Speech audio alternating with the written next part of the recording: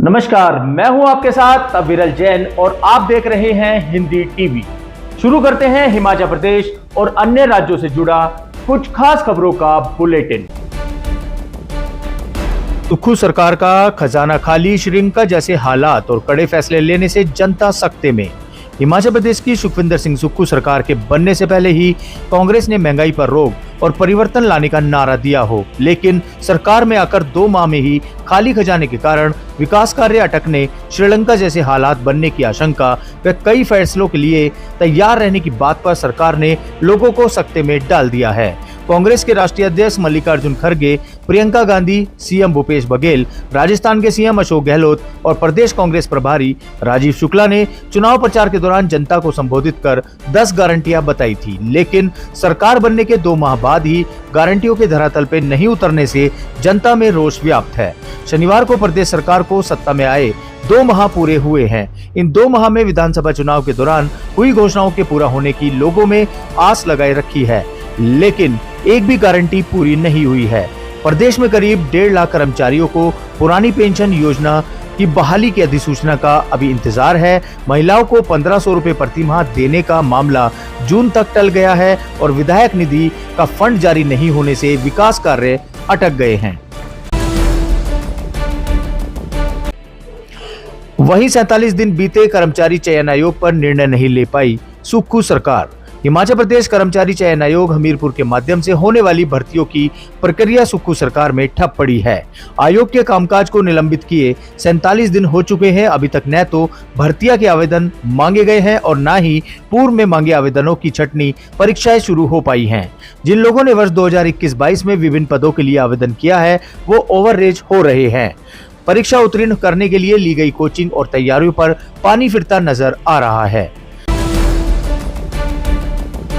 कांग्रेस को 10 सीटें देने वाला कांगड़ा जिला कांग्रेस सरकार में दरकिनार। कांग्रेस को सत्ता में लाने वाले जिला कांगड़ा को सुक्खू सरकार में तवज्जो नहीं मिली है। सरकार बने हुए 2 महीने हो गए हैं, बावजूद इसके कि जिला कांगड़ा के साथ मंडी और बिलासपुर जिले को भी मंत्रिमंडल से बाहर रखा है। सुक्खू सरकार में शिमला और सोलन जिले को खास तरजीह दी गई है। कांगड़ा जिले में महज 1 मंत्री और 2 CPS और 1 चेयरमैन ही बनाए गए हैं। पिछले 2 महीनों में 5 विधायकों के चुनाव को हाई कोर्ट में चुनौती। पिछले 2 महीनों में 5 विधायकों के चुनाव को हाई कोर्ट के समक्ष चुनौती दी गई है। 7 जनवरी 2023 को हमीरपुर विधानसभा क्षेत्र से विजय रहे सुरेश कुमार के चुनाव को अनिल धीमान ने चुनौती दी है। इसी तरह से 11 जनवरी को करसोग से विजय रहे दीपराज के चुनाव को महेश राज ने, 18 जनवरी को मंडी जिले के बल्ह क्षेत्र से विजय रहे इंद्र सिंह के चुनाव को प्रकाश चौधरी ने भी चुनौती दी है। ट्रक ऑपरेटरों का आज से सीमेंट प्लांट के सामने धरना, अल्ट्राटेक ने बढ़ाए 13 पैसे भाड़ा। सीमेंट ढुलाई माल भाड़ा तय नहीं होने से नाराज बलमाड़ा के ट्रक ऑपरेटर शनिवार से सीमेंट प्लांट के सामने तंबू लगाकर अनिश्चित काल के लिए धरना देंगे। साथ ही सीमाओं पर नाकाबंदी करने के लिए समितियों का गठन भी किया जाएगा। उधर अदानी कंपनी के माल भाड़ा विवाद हल न होने के कारण अल्ट्राटेक कंपनी ने सीमेंट ढुलाई माल भाड़ा प्रति टन 13 पैसे प्रति किलोमीटर बढ़ा दिया है। पहले यह भाड़ा 10 रुपए 58 पैसे था, जो अब 10 रुपए 71 पैसे कर दिया है। बैजनाथ में पहुंचे 2000 रुपए के नकली नोट, पुलिस ने किया लोगों को सचेत। हिमाचल प्रदेश के बैजनाथ में नकली नोट मिलने से खलबली मच गई है। क्षेत्र के विभिन्न स्थानों में 2000 रुपए के नकली नोट मिले हैं। शातिरों ने चालाकी से इन नोटों को दुकानदारों और अन्य लोगों को दिया है।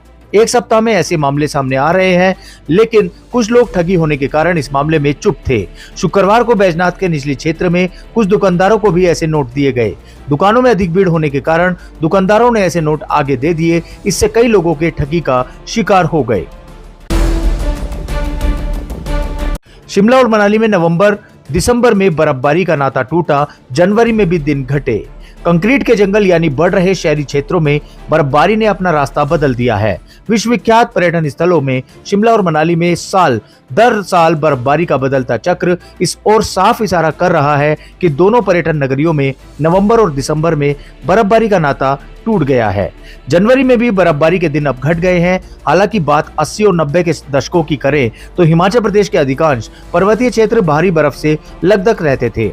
वर्ष 2000 से आधुनिकता की तौर पर शामिल हुए शिमला और मनाली में जंगलों का दायरा लगातार घट रहा है, तो शहरीकरण तेजी से फैल रहा है। इसका सीधा असर बर्फबारी से जुड़े मौसम के चक्र पर पड़ रहा है। बर्फ के दीदार के लिए अब लोग दोनों शहरों में से ऊंचाई वाले क्षेत्रों की ओर दौड़ लगा रहे हैं। हिमाचल में भारी बर्फबारी, 3 नेशनल हाईवे समेत 216 सड़कें अवरुद्ध। हिमाचल प्रदेश में मौसम ने करवट ली है। घाटी में एक बार फिर से भारी बर्फबारी देखने को मिली। कुल्लू, लाहौल स्पीति, किन्नौर और शिमला जिला के ऊंचे स्थाई वाले इलाकों में शनिवार को फिर से हिमपात हुआ। पिछले 24 घंटों में भारी हिमपात होने लगा।